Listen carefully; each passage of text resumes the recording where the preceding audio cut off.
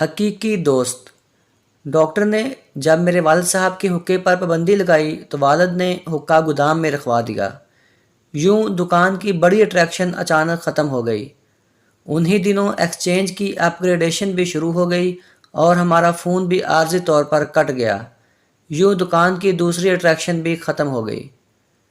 وہ لوگ جو روز صبح سویرے ہماری دکان پر آ کر بیٹھ جاتے تھے اور ان کی شام بھی اسی دکان پر ہوتی تھی، وہ بھی اچانک غائب ہو گئے۔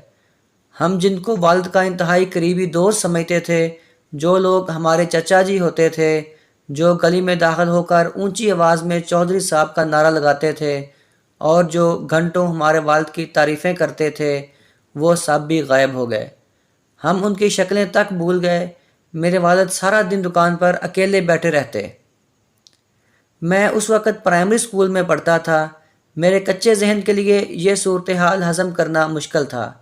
میں ایک دن والد کے پاس بیٹھا اور میں نے ان سے پوچھا، ابا جی آپ کے سارے دوست کہاں چلے گئے ہیں؟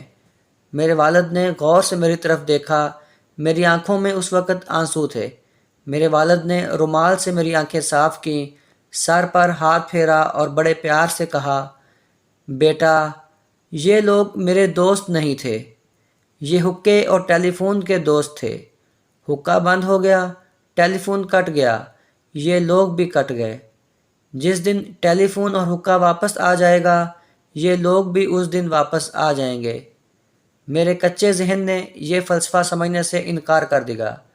میرے والد صاحب نے میرے چہرے کی گم گوں پڑھ لی اور بولے، بیٹا یاد رکھو، اللہ تعالیٰ جب آپ کو کوئی نعمت دیتا ہے تو یہ نعمت اپنے ساتھ نئے دوست لے کر آتی ہے، لیکن ہم نعمت کے ان دوستوں کو اپنا دوست سمجھ بیٹھتے ہیں۔